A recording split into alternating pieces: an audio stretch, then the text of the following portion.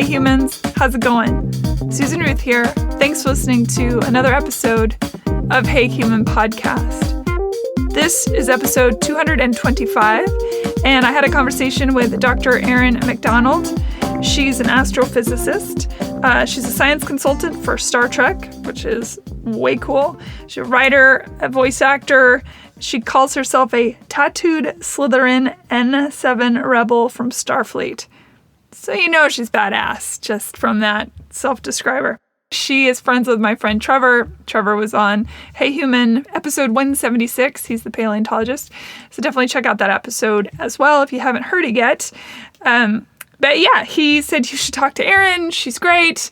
And he did not lie. She's fantastic. So very excited for this.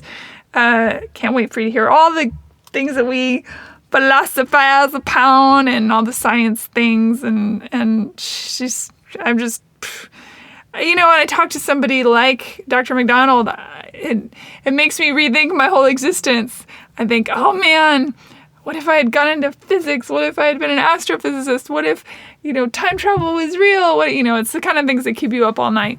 Any aliens out there listening, if you're looking for a human to take off into the stars, just show up, say hi. Don't scare the crap out of me. Don't need that. But I'm a pretty amiable gal to the idea of interstellar space travel. Let's do it. Some other stuff going on. My dear friend and oftentimes collaborator, Sammy Plotkin, he's an incredible performing songwriter. He and I wrote a song under the band name Muskrats, Muscratz. And if you go to muskrats.com or find Muskrats on YouTube, you will find the song that he and I wrote and the video that he and I made to inspire people to get out to vote. And I hope you go check that out. Also, I was interviewed on a podcast called The Fearless Storyteller with Ethan Freckleton. And it was a blast to do. He asked me a bunch of questions about writing and painting and a little bit about the podcast, but mostly about the creation process, the creative process, and what it's like to be a storyteller. And I had a lot of fun doing it, and you can check that out on all the podcast places. And also he does his visually as well. So you can go check that out on YouTube under The Fearless Storyteller. Let's get to the usual stuff. Social media, Hey Human Podcast is on Facebook and Instagram. You can find my personal social media under Susan Ruthism, and that's Facebook, Instagram, or Twitter. You can email me, susan@heyhumanpodcast.com. I'd love to hear from you.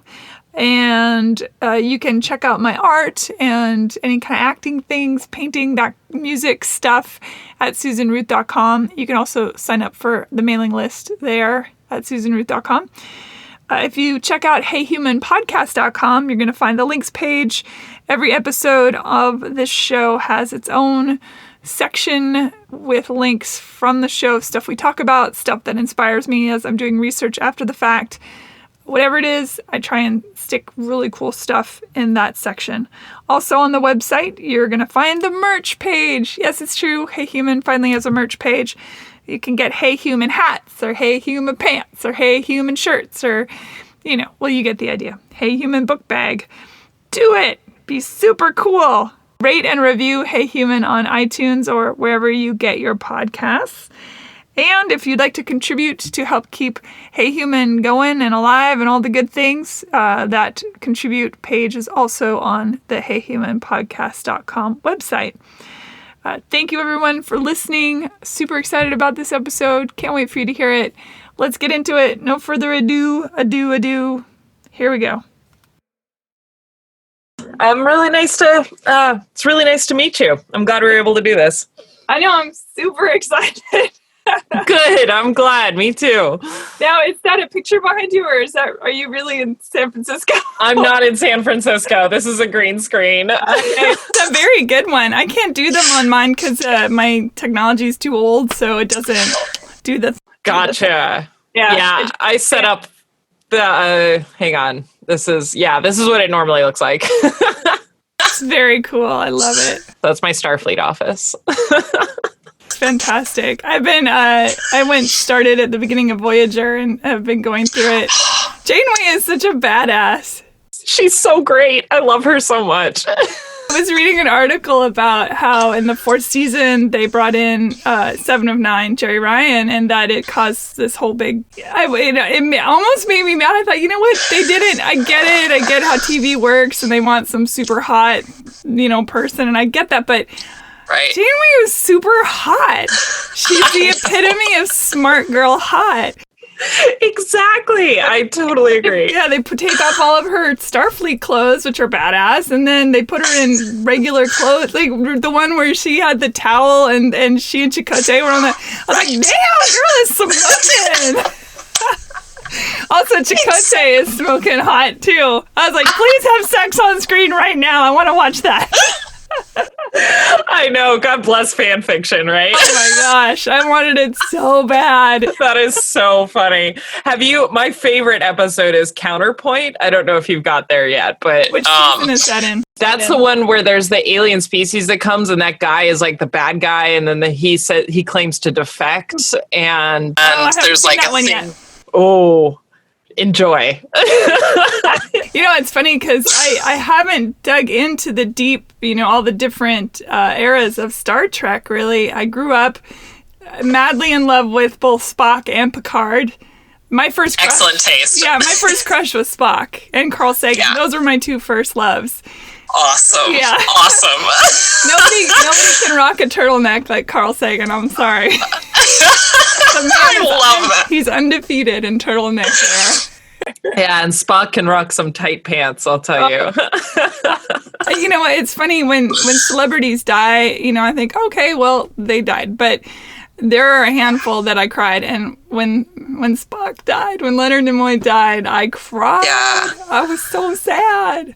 I get that. That's why I actually got this after he died. This is Live Long and Prosper in Vulcan. Oh my gosh. Yeah. So you have a ton of tattoos. How many are you rocking? I've lost track. It's around 25, but I'm doing a piece sleeve here. I actually just got Voyager. I think you can see that. Yeah, Voyager a couple months ago. But that's beautiful. Thanks. That's some time that takes to do all that, I bet. Yes, yeah. It's just when I turned 18, then it was kind of it was a little out of control for a while, and then it was like, all right, I have no rush. Let's just get them one at a time. And yes, I get that. I have one. I used to have 2, but the second one got so muddy over time that I ended up lasering it off. It was on my back of my neck, and they don't tell you that your lymphatic system basically turns neck tattoos to mush over time. Which is pretty crazy, cool in its own right, but still. Exactly. I don't know. I think that's really cool. Anyway, enough about that. Dr. Erin Macdonald, welcome to Hey Human. Thank you. I'm so happy to be here. Yeah, this is great. I'm excited. I've been stepping up my reading game and everything in preparation so I could at least have a somewhat coherent conversation. Science, I have loved science ever since I was little. And again, I grew up on Star Trek with my dad. I mean, I have these great memories of sitting in his lap and watching Star Trek. And then also watching, the original Star Trek with my brother and having to race to set the table during the commercials before the Klingons could get us, that kind of thing. Oh, so amazing. Yeah, and they're just such lovely memories. And going back and watching... And we're not going to talk about Star Trek, but I just had to get this out. Watching Voyager this past couple weeks, and then seeing the state of the world, which of course is always in a place of chaos and ordered chaos, that I wish I had even made a post about this on social media, that I wish that they had taught Star Trek in school, because it really personifies all the characteristics of a noble life. It talks about philosophy and science and mathematics and they talk about sexism and xenophobia and all this stuff. It's so fantastic. And curiosity and intellect and Yeah. I do think that that's why Star Trek has the lasting legacy that it does, because it really created a world. Our world right now is very turbulent and scary and uncertain. And we have to remember, too, that like the late 1960s were also like that. And so I think that has carried throughout generations to just have something to turn to and to look towards. And yeah, I think a lot of us hold it very close to our hearts. And I to understand what a visionary Gene Roddenberry was, And just risky and challenging and all of that. So the boundaries that he broke through in his, which of course is that irony of the reflection of breaking through, boldly going where now no one, not just no man, but no one has gone before. I love it. So good. Anyway, so good. Let's get to the horrendous space kablooie. So you are an astrophysicist. Yes, indeed. Yep. Which is so cool. Talk about your coming up in the world and who you are as a person, and then we'll get into the fun sciencey things. Awesome. Yeah, it's really interesting because getting into science and getting into astrophysics was a bit of an indirect journey for me, because I grew up very creative, and I also grew up very passionate about science. That I was a dancer, and then I was also just, obsessed with space and dinosaurs. I think like a lot of people were. Growing up in the 90s, we were blessed to have things like Jurassic Park and the X-Files and all of these things that continue to spark imagination beyond that 8-year-old. So once you start to get into that like rebellious sort of preteen phase and watch the scary movies that you're now allowed to watch and the scary shows that you're now allowed to watch, that could carry on that enthusiasm. And so that's exactly what happened for me. And, there's been a lot of studies about the Scully effect and about how a lot of women who, are my age grew up watching the X-Files and ended up going into science. And that absolutely, I fall into that category for sure. Dana Scully was a huge inspiration for me. And honestly, like every chance I had to redirect my life and my career when I wasn't certain, it was very much a what would Scully do situation. I just said, all right, I'm afraid of needles. Scully wouldn't be afraid of needles. Like, let's get out of that. What life decision would Scully make now between dance and physics? Well, if I want to be Dana Scully, then I'll go study physics and I can keep dance on the side.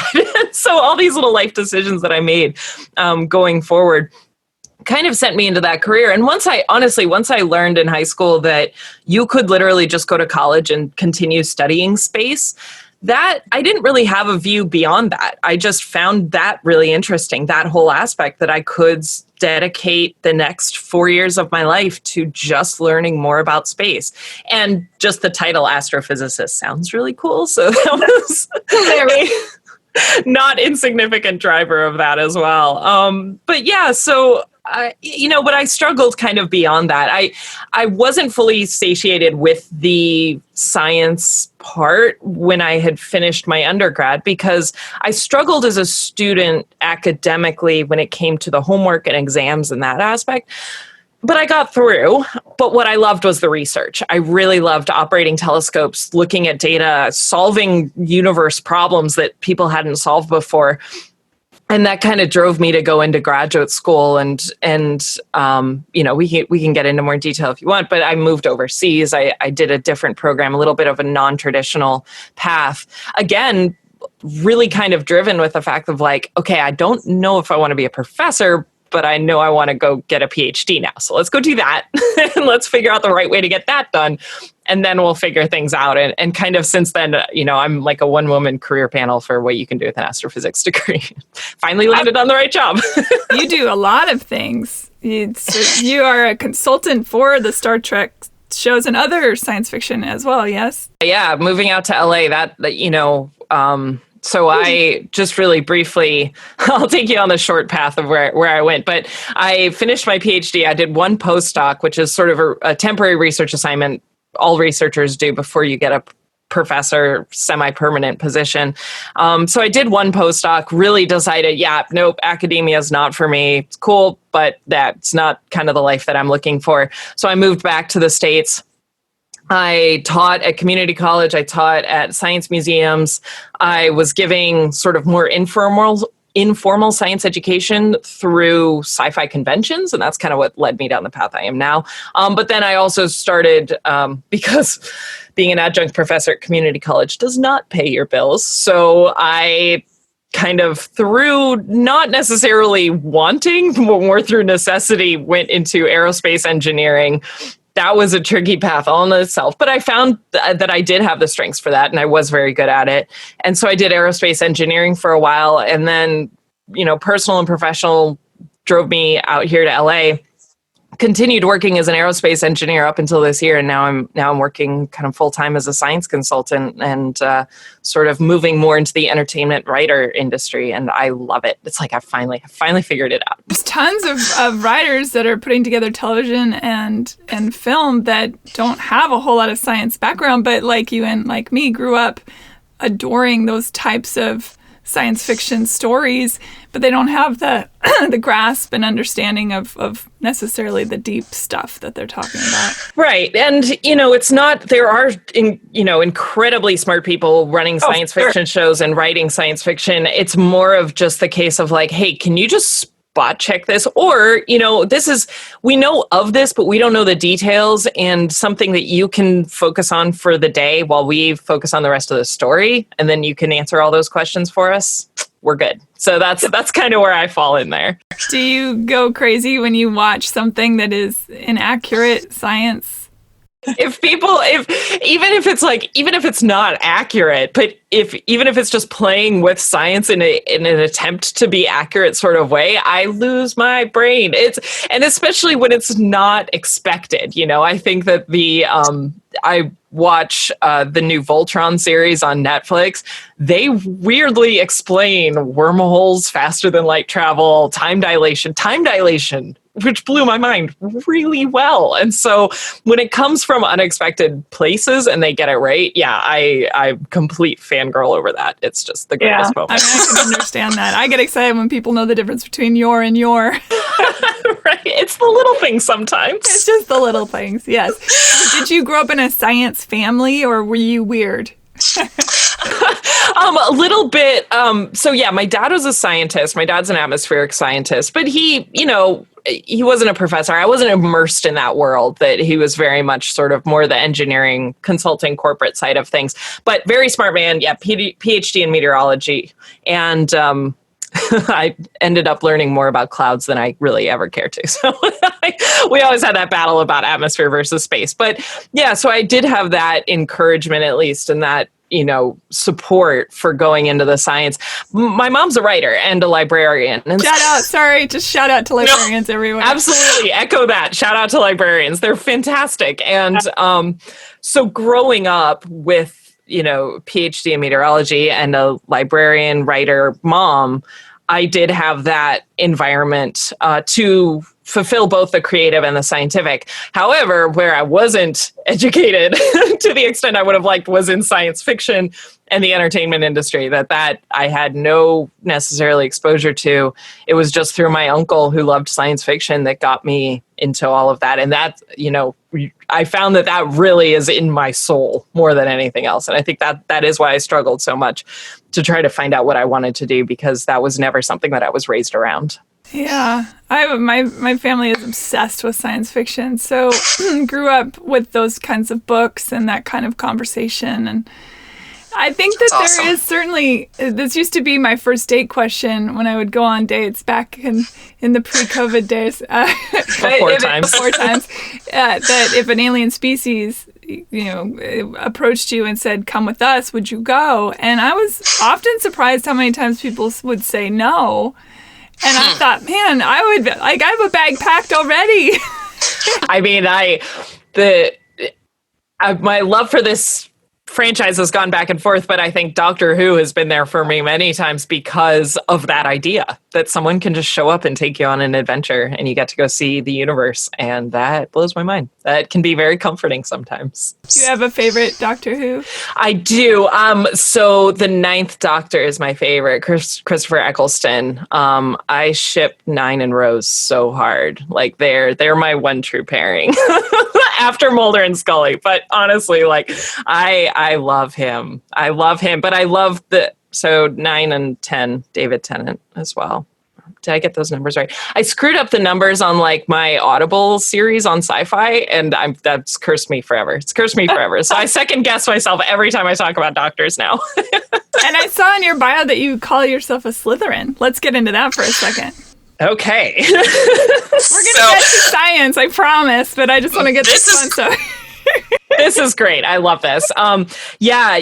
So not having grown up with science fiction and hearing people like your stories of growing up watching, Star Trek and sharing that with your family, that's amazing. I never, ever had that. I never was able to share the stuff I was really passionate about with my family. And so that is so precious and amazing to me.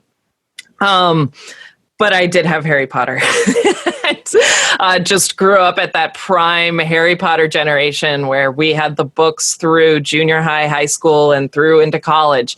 And it's hard to convey now to, kids who are reading them and are passionate about them. I'm like, dude, we didn't know. For years, I had notebooks speculating what was going to happen. And I will admit my love for Slytherin was driven by Snape before Alan Rickman played him. I know Alan Rickman drove a lot of people to Snape, rightfully.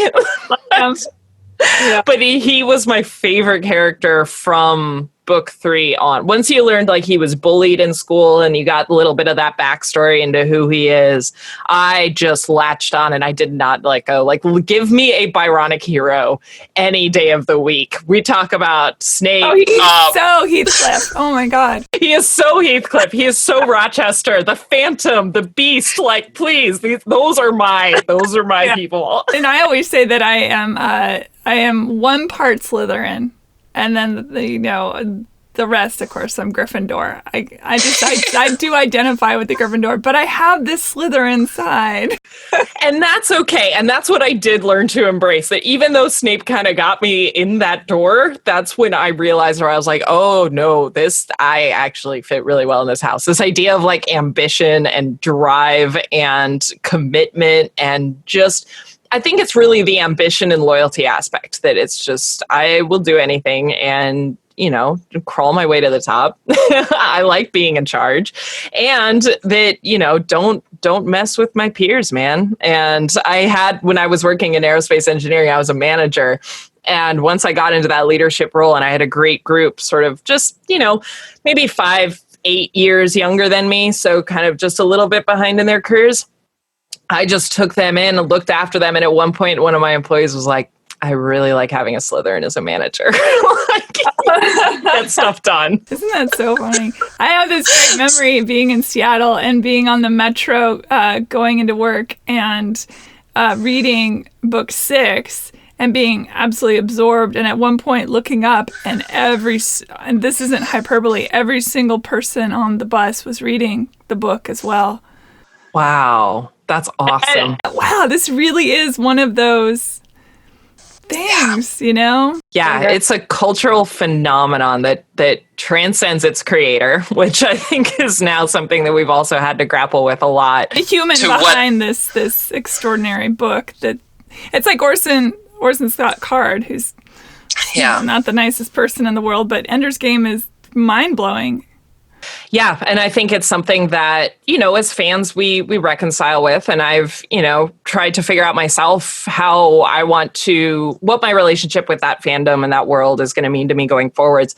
And I think it's just continuing to commit to trans rights. And for younger generations, my partner has kids who are in their early teens, and just talking to them about it. And they're Harry Potter fans and just saying like, look, I will loan you and donate and give you all my Harry Potter crap. Like, you have it all, but, I'm going to be conscious about where my money goes in the future and just have the conversation about trans rights or human rights. So, yeah, it's tricky. I'm always surprised when an author is writing about what feels like such hope and doesn't and speaks to bullying, all this stuff, and then in their own personal life is willing to exclude certain people. But again, we have to look at the art and the human as separate. Right. And I think the hardest thing is knowing how many people Harry Potter had helped, particularly in the LGBTQ community. Like it was a lifeline for so many people for so many reasons that, it's hard to just step away from that. And so for people in that community, it's really suffering. It's really hard to rationalize all of that right now. So it's something we're all working on, but we got this. Absolutely. Man, there's always a twist, isn't there? A plot twist. Always a plot twist. Why? Okay, so were you drawn to your field of study? So your thesis was on gravitational waves. Yep. And was that something particularly that you thought, well, this is this weird anomaly, this Einstein's idea, I'm gonna go out and find it kind of thing, an adventure, or was it more, this is such an interesting mathematical problem? Yeah. It's so funny how you end up in these weird research fields because it is so specialized once you get to that point. And for me, it was partly necessity and continuing to try to pursue what I was interested in. So when I started studying astronomy and astrophysics, it was just space is cool. And then you start narrowing it down and you start figuring out like what you actually like. And I liked stuff on the galaxy level. I liked the black holes, the super big collisions, the supernovas. But other people are interested in planets and star formation. Like everyone's kind of drawn to different things. But we also need to work. And so my first research job in astronomy as an undergrad was doing radio astronomy. Wasn't top of my list for something to do, but it ticked the boxes of like, all right, I get to use a telescope. That's cool. I get to and I was literally working on just finding cold, and I'm being a little bit pejorative when I'm talking about it. I don't mean to be. It's just, it wasn't necessarily top of my interest, but I was searching for cold hydrogen clouds in the local universe. Grand scale stuff, and but very good as an entree into astrophysics. And so when I started looking at grad school research, I figured, okay, well now like I'm a radio astronomer. Okay, like now that's what I got to do. And so I was explain to people what that means. Gotcha. So when we talk about astronomy, we have, until very recently, always observed the universe in the electromagnetic spectrum. So we talk about the electromagnetic spectrum. That includes visual. It includes what we can see with our eyes, but it extends all the way down to these like low energy radio waves, all the way up into that ultraviolet, X-ray, and gamma ray. So there's this whole spectrum, and they're all different energies, and different processes in space give off different spectrum of light. Just think of like how Predator can see in the infrared, right? When Predator looks at space, they're going to see something slightly different than what we see. And so I was working in this very low frequency radio wave, those big radio dishes like Arecibo. You can do ground-based observing with those. So that's kind of where I was focused. And you typically are looking for like clouds, galaxies, cold stuff, not the really super exciting stuff that I necessarily really wanted to get into. And that's what I was doing research in. But I also had my degree. I did a dual major halfway through college. I added on a second major in mathematics, because once I got through kind of Calc 3, it all started to come together. It was like I was speaking a language, and I loved it. I loved math. It became very natural to me, which it had never been before. It was like breaking through. And I honestly, compare it to speaking a language. Once you can have that conversation with native speakers, you've crossed over and you feel very confident. And there's still more to learn, but at least you feel like you've got to that point. And so that's where I was with mathematics. And so while I'm trying to figure out everything and trying to figure out what I want to do, I was reaching out to professors looking for graduate school positions. And I had decided that I wanted to study in the UK because I never had the opportunity to do a study abroad program. My family is very, very Scottish. My grandfather was the one that emigrated, so that was very close in our blood. And I had always wanted to try living over there. Never had that chance. When I started looking into programs, because I didn't necessarily want to be a professor yet, I just wanted to get a PhD, and I had a lot of experience as a researcher as an undergrad. The UK programs are much shorter. You don't do a master's degree. they tack on master's degrees at the end of their undergrad. And so but you have to be able to go in and sit down and they say, all right, there's your desk and there's your, that's your supervisor, and come out with a thesis in 4 years. And so you have to have that background experience to be able to do it. It's more like an apprenticeship. But I felt like I was in that position. And it was great because PhD programs in the US can be 7-8 years long for astrophysics. So that suited me great. So I was emailing people trying to find it. And I ended up finding the University of Glasgow, this professor, Graham, had on his website that he did radio astronomy. I'm like, score, I'm in. So I emailed him. I'm like, here's my background. Are you looking for PhD students? I'm applying to grad school right now. He's like, actually, I've transitioned into gravitational waves. And, but neutron stars are from radio astronomy. We could use a lot more people with an astrophysics background. We tend to have a lot of engineers right now.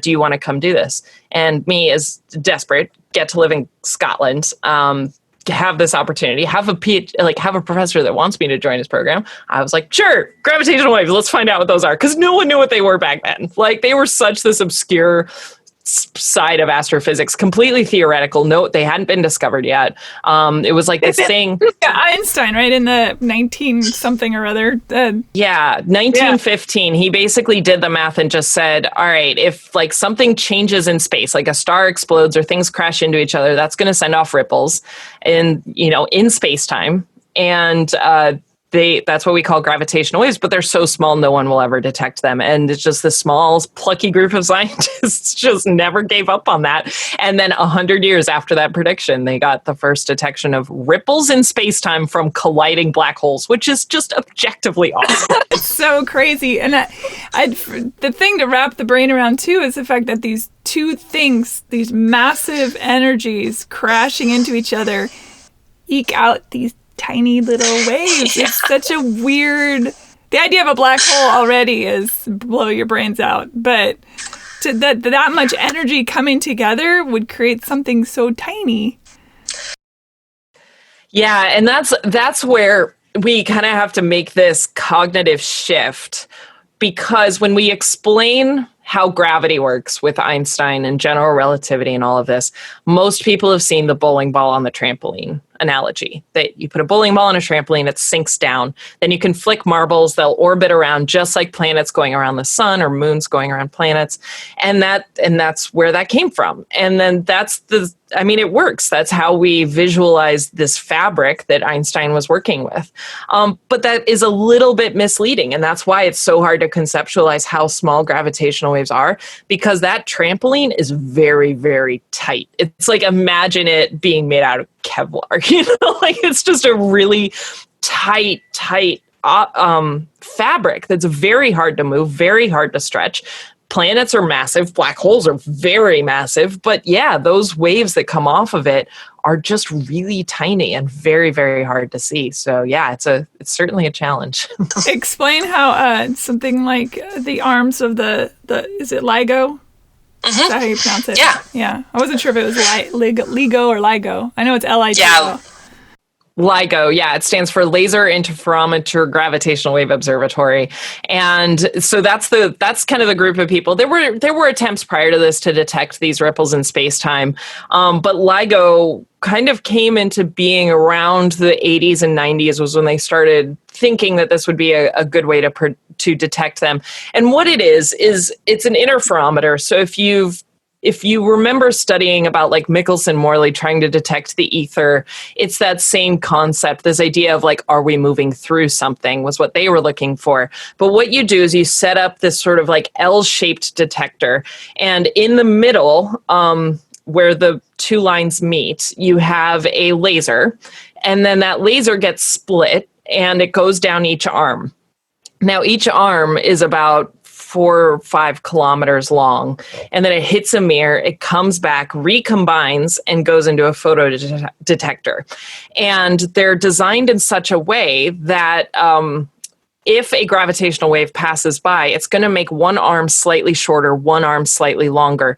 So that laser beam that's been split is now going to travel different distances. And when it comes back and recombines, the waves are going to be slightly out of phase with each other. So you get that like constructive and destructive interference, if you remember that.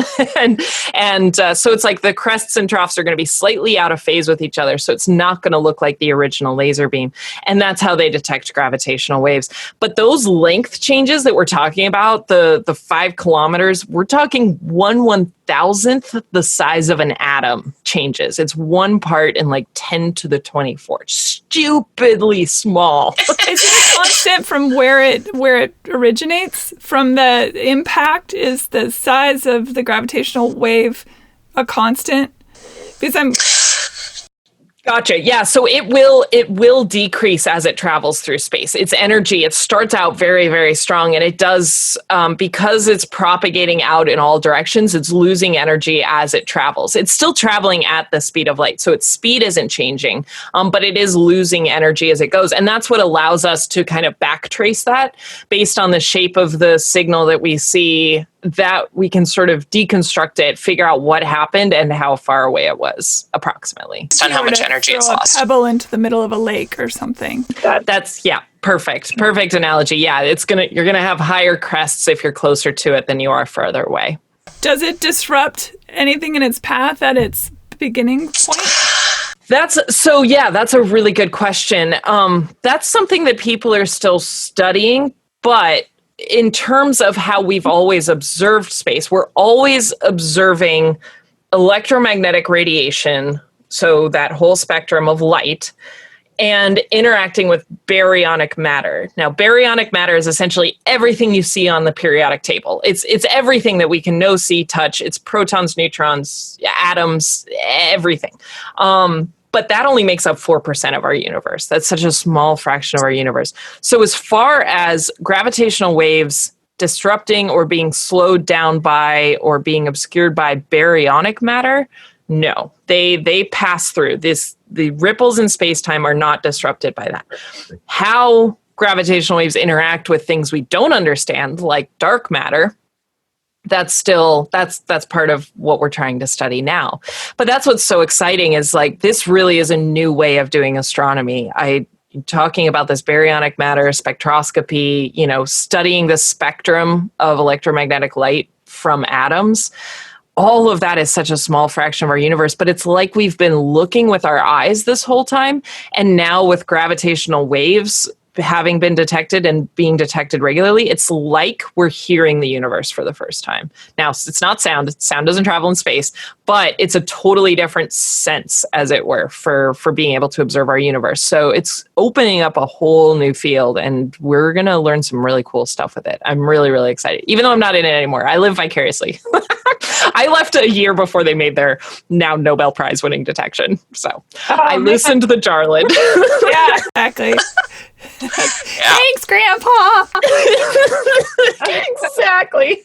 Oh man, explain to everyone about what space-time means, because I think that is, people hear that combo and immediately start coming up with their own ideas. Yeah. So explain that one. Great. So space-time wasn't something that Einstein came up with. This was sort of conceptualized in the mid-1800s by mathematicians first, thinking about our universe as having 3 spatial dimensions. So we can go forward, back, left, right, up, down. We see 3 dimensions. We can hold a cube, we can interact with it, and we can control it. We can move within that space in full control. But there's a 4th dimension that we call time. We progress. As you and I are having this conversation, time is stepping forward at 1 second per second, but we have no control over that. But when you combine these 4 dimensions, 3 in space and 1 in time, you can build this fabric, and that's what our universe is. So that's where you really enter the mathematical side of things, because now you treat our universe as a combination of 4 dimensions. Now play with it mathematically. And that's where Einstein came in. Einstein said, okay, so we have this fabric, it's fairly complicated mathematics, but what happens if I introduce mass to it? So that's where you think about it now, the analogy of the bowling ball and the trampoline. The mathematicians kind of conceptualized this trampoline. And again, we're shrinking down the dimensions just so our little brains can handle it. But it works. It's what we need to do. They established that our universe is this trampoline. Einstein basically said, what if I put a bowling ball on it, and saw how that fabric changed, how it morphs, and what happens to space and time when you do that. And that explained gravity. There were a lot of holes in Newton's law of gravity. We still teach it because it covers 99% of stuff that we can do experiments with and understand that you have two objects. They have masses, that gravitational attraction between them goes down as they separate from each other. But it didn't explain what we saw in our universe, what we were able to observe. Telescopes were getting better. We were observing our solar system, starting to piece in things, going from the 1700s into the 1800s. We were using telescopes regularly. We're mapping the patterns and starting to piece together our solar system better. And Mercury was not fitting the bill. It was being weird. As far as we knew from how massive the sun was, how massive Mercury was, it was moving in ways that it shouldn't based on Newton's law of gravity.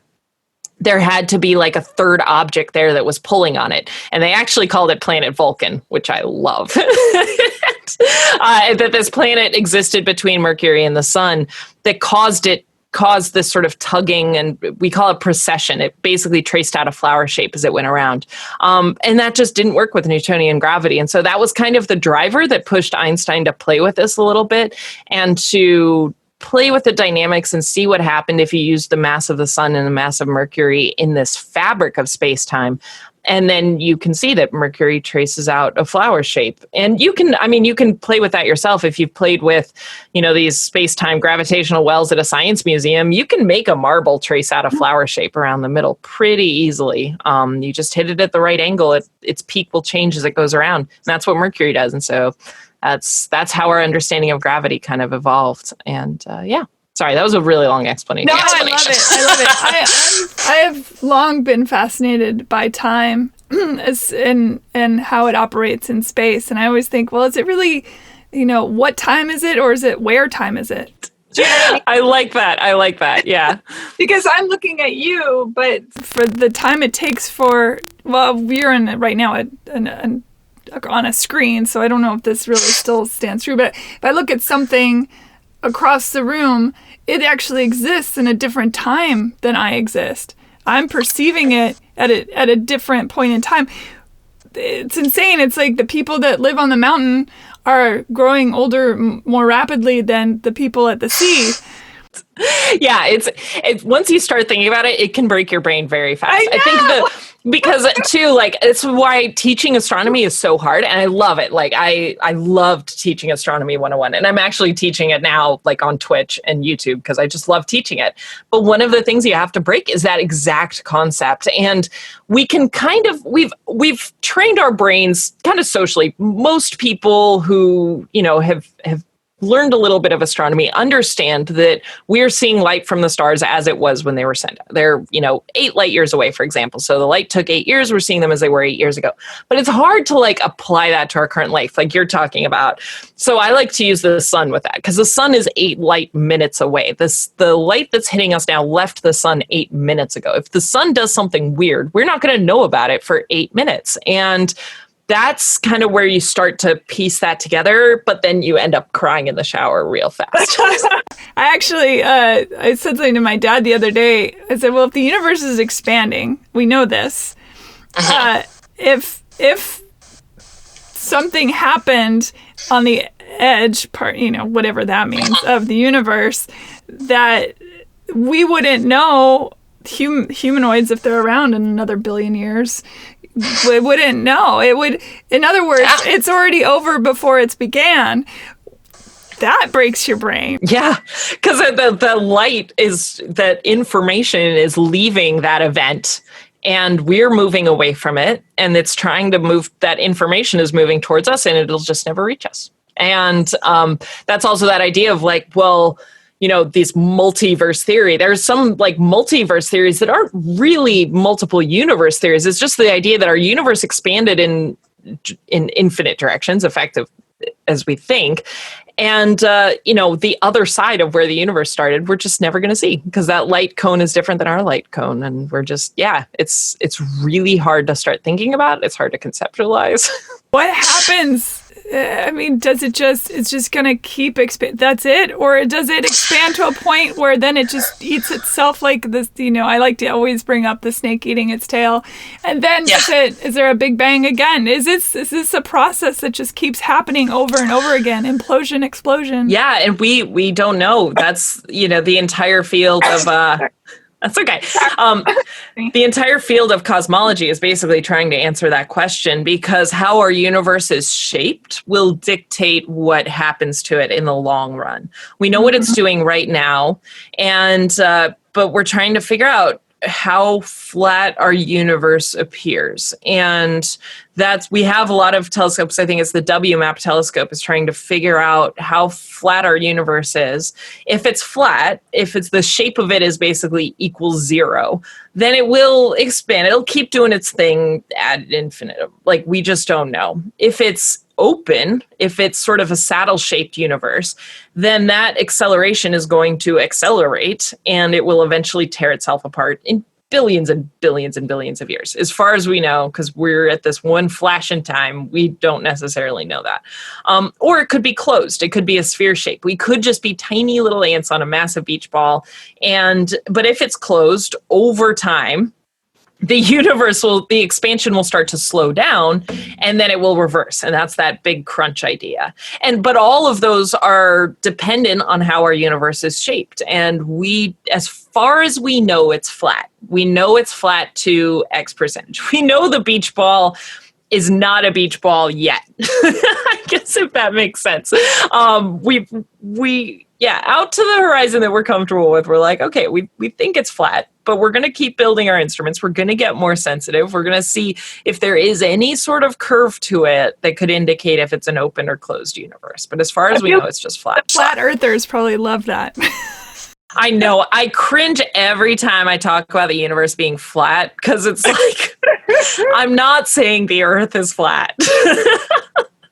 But yeah, it's, our universe is 4-dimensional, and as far as we know, it's a flat manifold. I'll just say, I don't know. There's no easy way to say it without throwing in stupid math. What is your idea of the multiverse? Are you in it, not in it? Oh, I love multiverse theory. There's so many different kinds. There's so many different kinds out there. This idea that every decision you make spawns a universe where you make a different decision. That's like quantum multiverse theory. That's why we're all so tired. Right, exactly. I have 2 multiverse theories that I hold close to my heart. One is way more scientific. The scientific one that I really like is this dripping black hole universe theory. And it's this idea that a black hole, supermassive black hole at the center of galaxies, it's absorbed a bunch, it's grown in size, it reaches this critical mass. And when it reaches, this is all theoretical, but when it reaches its critical mass, it essentially, within the black hole, gives birth to a new universe. That's the Big Bang in a new universe. Shivers. I like that one. I love this one. And the cool thing, the reason I like it so much is because it does actually explain dark energy. Dark energy is this pressure. It's the thing that's pushing our universe apart, right? If you want to blow up a balloon, you're going to need to blow air into it. So as our universe is expanding, that dark energy is that thing that's pushing our universe apart. So the dripping black hole theory is basically saying, like, okay, in that mother black hole, the matter it's still existing, that universe still exists, it's still going on its merry way, but the stuff that's falling into that black hole is what's feeding the dark energy in our universe that's pushing our universe apart. So it's like just black holes all the way down. Yeah, like 3-dimensional chess. Yeah, so that's exactly. So that's where I try to visualize it as dripping black holes, that you just have a black hole leading to another sheet that has a black hole in it that leads to another sheet, and like that 3D chess platform idea. That's my punk band name, Dripping Black Holes. So that's my pet favorite multiverse theory that I'm not super opposed to. I do love the Mandela effect and the idea, because legitimately, for me, it was the Berenstain Bears, and I remember Shazam! I remember this. Yes, I'm so sorry to scream it at my audience just now, but yes, I remember it too. Fucking Sinbad. It was Sinbad. Vividly. It's sitting in my parents' living room watching Sinbad be Shazam. I remember it absolutely 100%. 100%. And same with the Berenstain Bears. Like that that it's not Stain, it's Steen. It's the Berenstain Bears. Like, of course it is. So we're from the same universe. Good. We're from the same universe. Thank you. And even like when I first heard about this, I was so confused, and I called my brother, and I was just like, so you know that like Sinbad movie, right? And he's like, you mean Shazam? Like, this is the thing. And I'm not scientific about this at all. I can't explain it. And so I do goof around that just at some point, our universes merged with this current non-Sinbad, non-Berenstain Bear universe. And we're stuck in it now. So I blame CERN. It's CERN's fault. There you go. Something happened, and I don't know when it converged, but our universe converged with this universe, and so thank you. Welcome, fellow universe traveler. God, it's maddening. It's maddening. Let's get into black holes, which we'll never get out of again. Firstly, a black hole. Wow, what a trip that is. So we have this thing. The gravity in a black. I mean, you're the scientist. I'll let you describe what a black hole is. But it's a teeny tiny but hugely huge. It was. Yes, I am a doctor. That was a great explanation. Yeah, it's so funny because black holes are so mind blowing. There are some misconceptions about them, and then there's just some little details that, like, actually in the big picture don't matter so much, but still fun. So black holes. There's two. I guess the best place to start first is, what is a black hole? Black hole is an incredibly dense object that, as far as we know, we can treat just as a single point. But that single point is very, very dense, meaning it has a very steep gravity well. When I talked about that bowling ball on the trampoline bending space-time down, that's the bowling ball's gravity well, that dip. If the bowling ball is more and more massive, that dip is going to get steeper and steeper. How steep that well is dictates how hard it is to escape it. That's our escape velocity. When we launch stuff off of the Earth, we are overcoming our escape velocity to crawl out of Earth's gravitational well. So a black hole is to the point where your escape velocity is so high, that gravitational well is so deep, that the speed you need to get out of it is greater than the speed of light. And we don't have anything that can go faster than the speed of light. So quick tangent on that. The speed of light comes from the idea that, we have these massive objects that are dipping space-time. As they move through space-time, it gets harder to move through the heavier they are. But if you get lighter and lighter, your gravitational well is going to be less and less steep. Eventually, you'll reach the point where you have no mass and you're not dipping space-time at all. This object still exists, but it has no mass, so it coasts in a straight line. And that's what we call the speed of light. Because photons, light particles, have no mass. So they travel on the surface of space-time in a straight line at the speed of light, at this fixed speed. And but that's why it's important to realize why nothing can go faster than the speed of light. That you have this limit is because at that point you have no mass. And we haven't discovered or have figured out a way to have negative mass. So that's why nothing can escape a black hole, because the fastest thing we have is the speed of light, and nothing can go faster than that. And in order to get out of a black hole, you got to go faster than that. Which is why giant planets and things can get sucked in, or stars or whatnot, because they just don't have the velocity to keep from being gobbled. Right. And so when you're coming upon a black hole, it really is just a gravity well. It's just a gravity well. It's not like a vacuum, right? It's not sucking things into it necessarily. Stuff is just falling into it. But you have these zones as you get to a black hole. You have this green zone that, if a black hole is there, you could be orbiting it just fine. If our sun turned into a black hole, other than the lack of sunlight, but if it just stayed its mass, we would orbit it just fine. We wouldn't suddenly get sucked in. We would just continue orbiting it because we would see that we would be part of that gravitational well, but we'd be well outside that point of no return. Oh, very interesting. Because I know we have Sagittarius A, is that right? Mm-hmm. That's our black hole in our Milky Way. In the center of our Milky Way. Yeah. So that brings We're on me an arm, right? We're on some, Right. Yeah.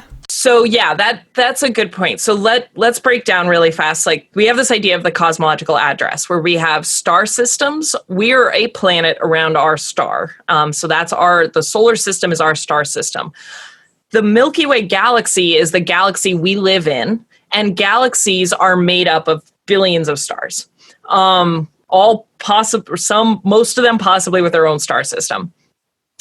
Then galaxies are kind of trapped in galaxy clusters. We share a galaxy cluster with us and the Andromeda galaxy, which is another big spiral flat galaxy, and a handful of smaller galaxies that are just clouds of stars. They don't have as much structure to them, but we're all sort of gravitationally bound together. So you have galaxy clusters, and then those galaxy clusters make up our universe. So you go from planet to star system to galaxy cluster to the universe, effectively. And you could think about that like, all right, I have my house, my city, my state, country. That's sort of how you're building it out. Now, when we talk about black holes really fall currently into two categories. Black holes form from supermassive stars that explode. They reach the end of their life, and because they're so massive, when they run out of fuel, when they've sort of fused everything that they can in the center, they don't have anything more to fuse, there's nothing holding it up anymore, and so it collapses in on itself. And when it collapses in on itself, you get this huge explosion called a supernova. What's left behind can fall into being a neutron star, which is just this super dense, weird object of neutrons, just pure neutrons that are all clumped together as tight as you can go. Or it could be even more massive than that. And once it gets more massive, that neutron star can't hold up against itself, and that's where we get a black hole. So those are what we call stellar mass black holes. They come from stars exploding and dying. And not all stars are going to do that, just the really, really massive ones.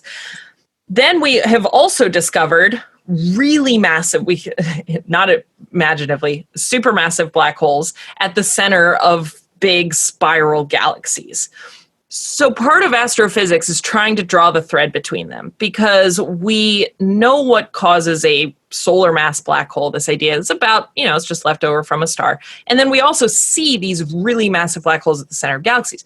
And the thought is just, as our universe evolves and stars are born and die, and it's just this circle of life that we have, that black holes will run into each other. And when they run into each other, they merge and they make a slightly bigger black hole.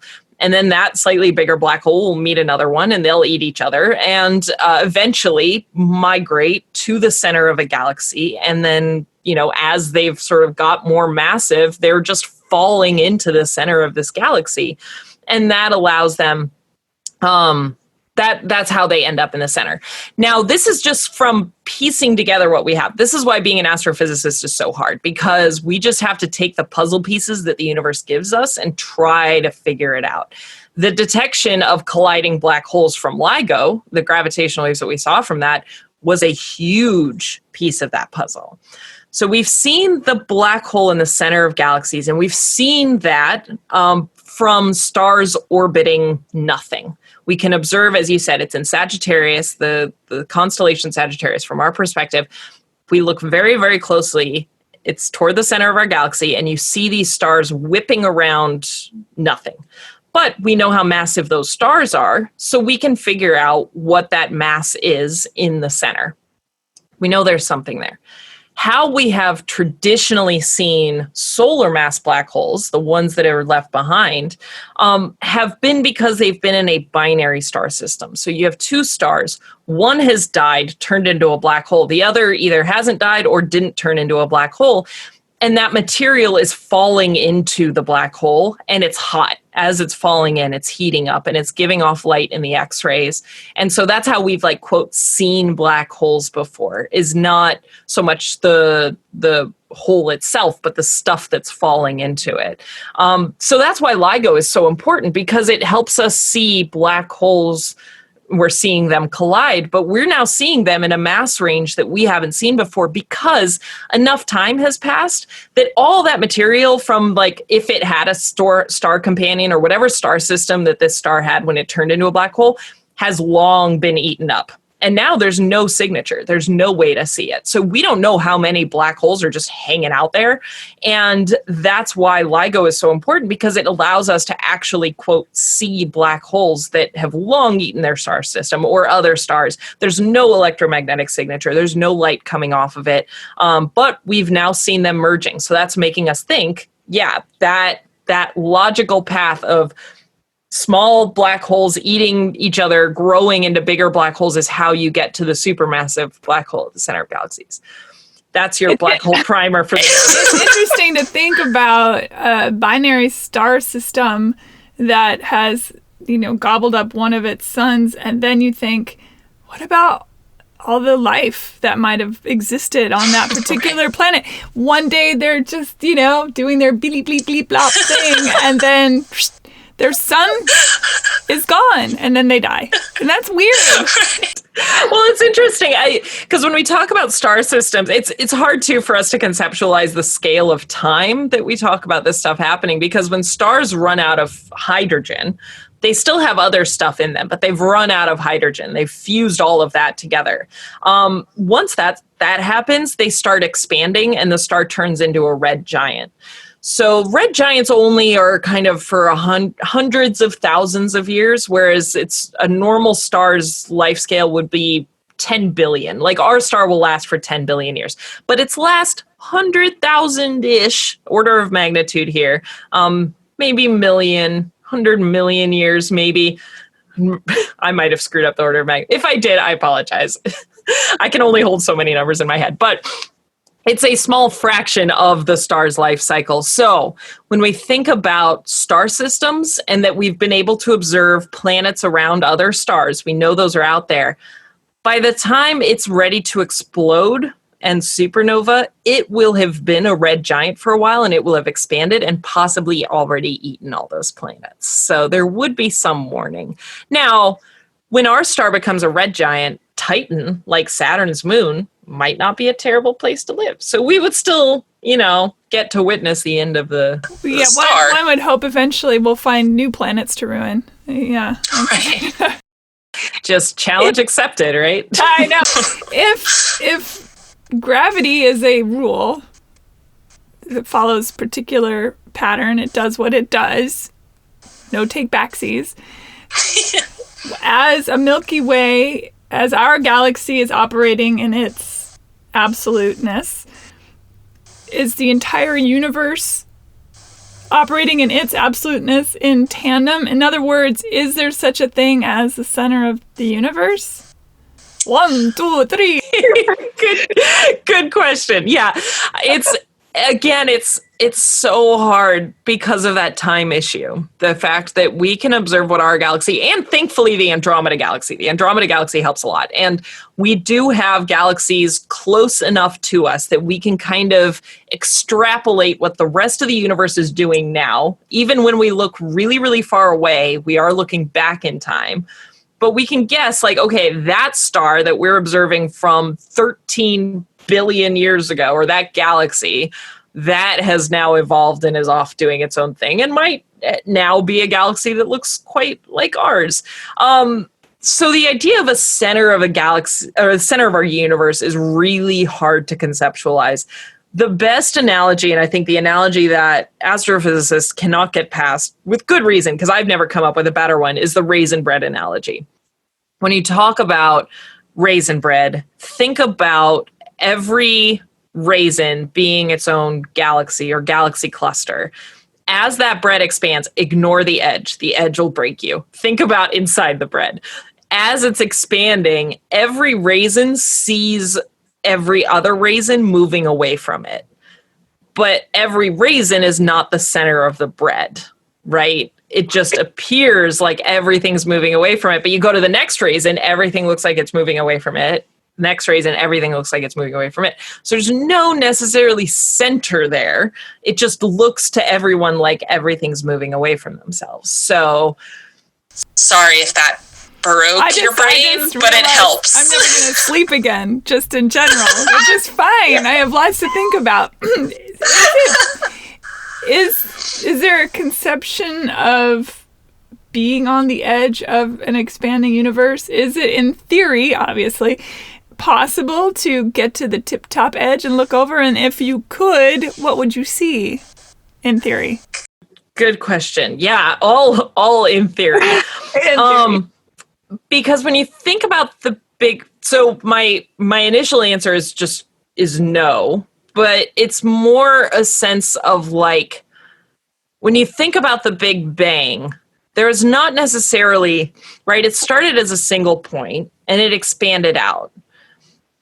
But that expanding out is where it starts to get hard to think of. Because if you're thinking about the edge, right, then you'd basically be riding that wave. You'd be on that edge. And as the universe is expanding, you're just, what are you expanding into? And so that's where that idea of an edge of the universe kind of starts to break down, that it's more like we're all expanding together, that there was this great heat that happened. Once this heat and this explosion of energy happened, all the particles are experiencing that together at the same time. They're expanding out. Our universe is very hot at that time. It was just this sludge of whatever baryonic matter we know and whatever else was there. That started to cool off. All that baryonic matter started to come together and become hydrogen atoms, and then, slowly merge and become stars. And then we get, helium and all the other elements from that. But you can see why it's hard, when you think about it that way, it's hard to think of there being an edge to it. Like, what are you expanding into? It was just, and that's usually where people start to cry.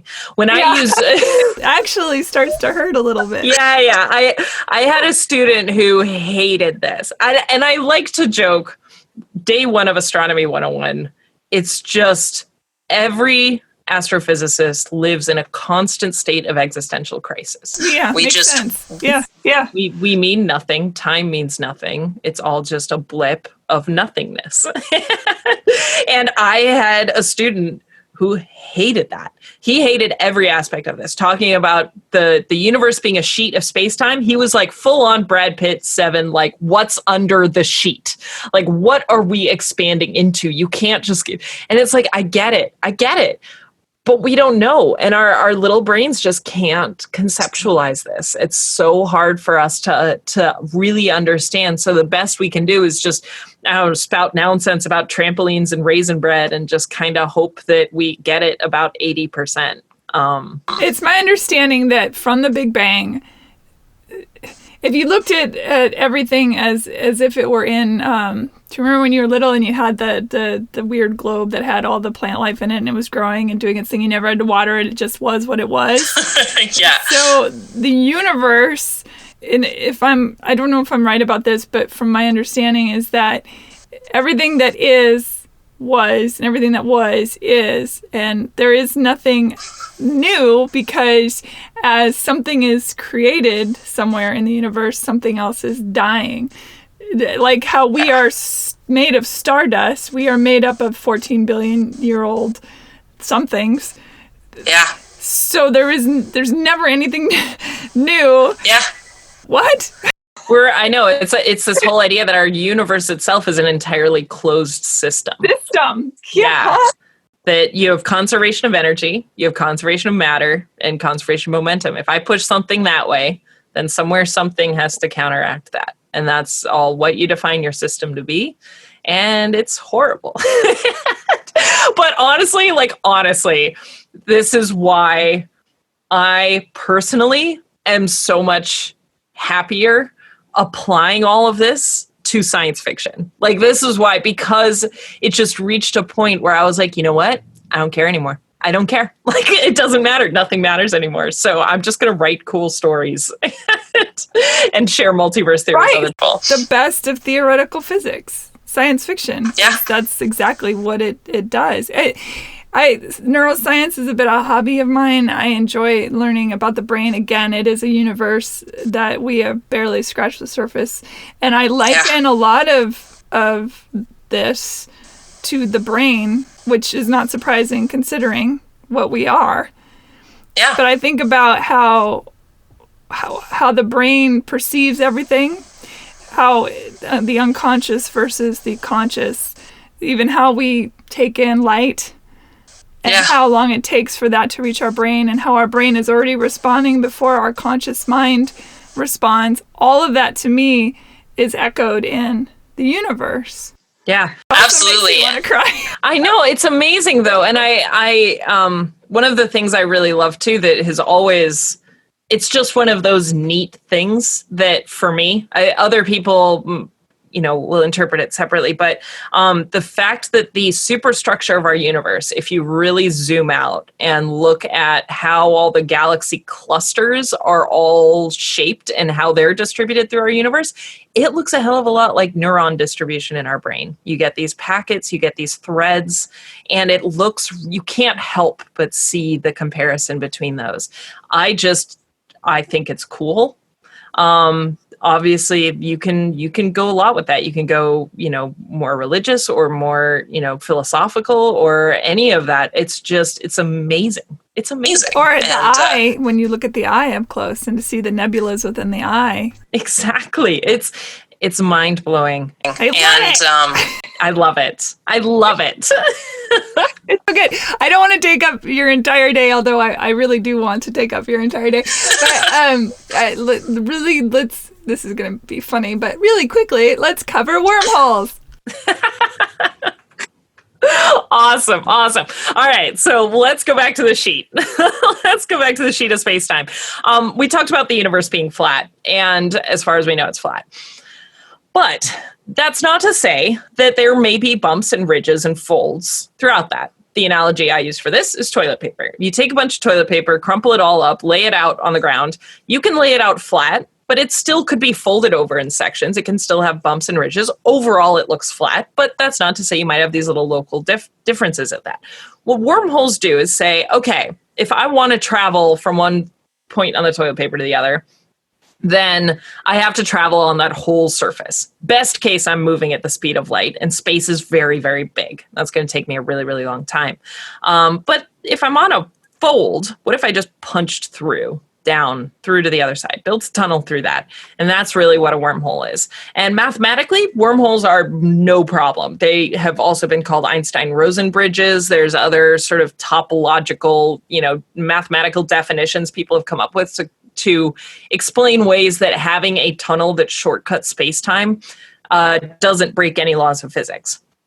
Problem is that we've just never seen any. And we don't necessarily know what to look for with that, because that topological solution that you get looks a lot like a black hole. And so from a distance, it's not, they're kind of hard to distinguish from each other. So we don't necessarily know, could it be that black holes maybe turn into, is there some black holes that have maybe punched through and became wormholes? All of those are kind of interesting questions. But that's why wormholes are so great in science fiction, because they don't break any science. We just haven't seen any. And they are a way to travel faster than the speed of light. And so, yeah. Well, does gravity also behave appropriately within a wormhole then? Because how would a person withstand a wormhole? Yeah, that's the question. So how could you actually travel through a wormhole? If it is topologically no different to a black hole, then it's no good. No bueno for us, because that there's a whole thing called spaghettification as you start to reach the black hole. When you go from that green zone to the yellow zone to the red zone, the gravity at your feet is going to be a lot bigger than your head, and you're going to just get spaghettified and stretched out and turned into pure energy because your atoms can't hold up against each other. Not good stuff. So we haven't solved that aspect of how we could actually travel through a wormhole. But it is important to note that if you were able to overcome that gravitational shear as you're getting into a wormhole, if you were able to somehow overcome that through some technology that you have, whatever, protecting yourself in a bubble of space-time, there's lots of fun stuff that we can do with that. Gravity shouldn't be any different. Once you're in that tunnel and once you're out on the other side, then you're, in the same position you were beforehand. Space-time should be completely normal. There is some fun stuff you can play with this with space-time and like Star Trek, for example, because if people have watched Star Trek Deep Space Nine, the entire premise is that it's next to a stable wormhole. And within that wormhole exist these aliens that experience time very different to how we experience time in, quote, normal space. The way I like to conceptualize this is if you're picturing that fabric of space-time being folded over, the tunnel is going to be vertical to the rest of space because you're shortcutting it. So you're perpendicular, you're pointing in a different direction. And so your fabric of space-time is going to be differently aligned to, quote, normal space-time. So you could theoretically, if you were able to exist within that wormhole, experience time differently to people outside of that wormhole. But that is just one sci-fi example. You also have things like Stargate that are essentially wormholes. You've connected 2 points in space-time and just put this hole between them, this tunnel between them. It's a tunnel, but it's like an instantaneous tunnel. It's just a gate that you go through. And they visualize it differently throughout the series. I know sometimes they go in and it looks like a Doctor Who style wormhole. Other times they just jump right through. And so this idea of being able to exist within that is hard to think about. Okay, you're on a debate team. You've been given pro for the first couple minutes and then the con for the next couple minutes. Aliens on Earth. Go! Aliens on Earth. Oh, man. So pro being aliens have been to Earth and are here and have visited us. Oh, man. Okay, the pro is that the universe is weird and unexpected, and the likelihood that we're not alone is very, very high. Did I say that right? There's got to be aliens out there. If aliens have been able to reach us, then they have the technology. Then they have great technology because space is very, very big. So if they've been able to reach us, it stands to reason that they would be able to reach us and interact with us in a way that we cannot comprehend, just because they would have had to have overcome great technical challenges to even get here in the first place. And that's assuming they're humanoids even. Right. Assuming they're humanoids, assuming they exist in the 4-dimensional space-time that we understand and perceive. I mean, we can get crazy out there. There's a whole Voyager episode where there's a species that cloaks themselves in time by just being like 1 second out of normal time. And I love that. So yeah, cool stuff. So that would be my pro side. I also big X-Files fan, like give me government conspiracy aliens any day of the week. I love it. So I'm not opposed to putting on my Mulder hat and going in that route. Okay, so putting on my Scully hat, there is this thing called the Fermi paradox that basically says, and that's kind of what you're asking, that if there are so many alien species out there, why haven't we seen them? We're seeing a lot of star systems. We know people have been around for a long time. We know we've been around for a really long time. We're only now reaching this technology. But as you said, the universe has a ton of we are made of star stuff. There had to have been stars. Why are there no alien species out there? It's a little bit unfortunate. But the answer that I choose for the Fermi paradox is basically you are more likely to get killed by space than you are to reach the technological capability to visit other species.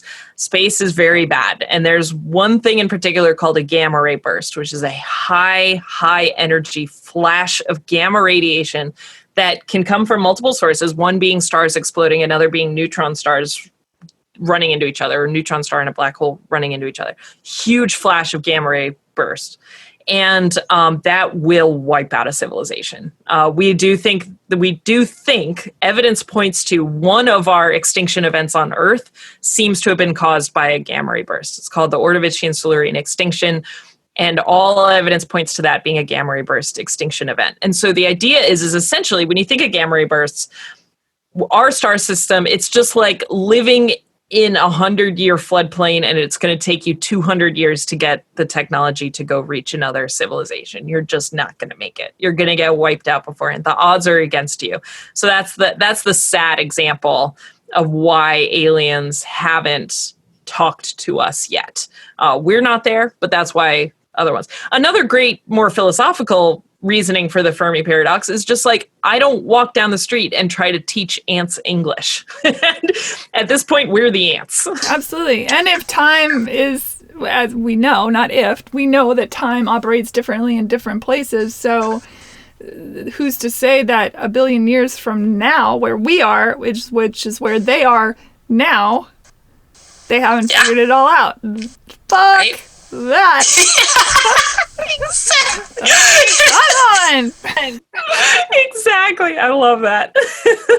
So tell everybody, you have so many different wonderful things going on. Explain to people how they can find you in all those great places, including you have some sort of pay-per-view situations too, right? So I've got, you can find me online most easily on Twitter is at Dr. Erin Mac, DrErinMac. That's also my handle on Instagram, and it's also my handle on Twitch. Twitch is where I do my live streaming, and actually this month I'm pivoting my live streaming a little bit. So I put some of my recordings on YouTube. If you just search for Erin Macdonald, or Dr. Erin Explains the Universe is the name of the channel, where I talk about the science behind science fiction. I also post my Astronomy 101 classes, and I also do my Star Trek Sunday Brunch, where I talk about Star Trek with a first-time viewer, and it's really, really fun.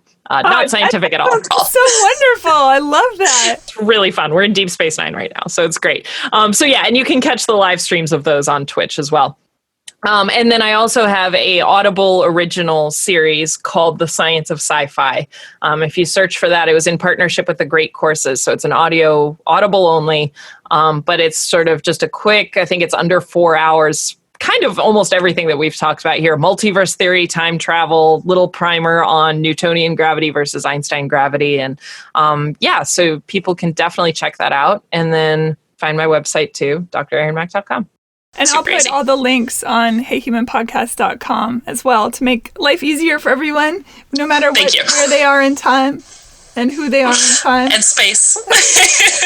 Excellent. Thank you so much. You are awesome. I'm so excited that we get to have this conversation. And again, it would be easy to talk to you for a very long time. Yes, indeed. Yes. When the great COVID of 2020 is over, we'll meet in real life and, all that good stuff. Awesome. Yeah. Thank you so much. Thank you. I really appreciate it. Have a good one. Bye, everybody.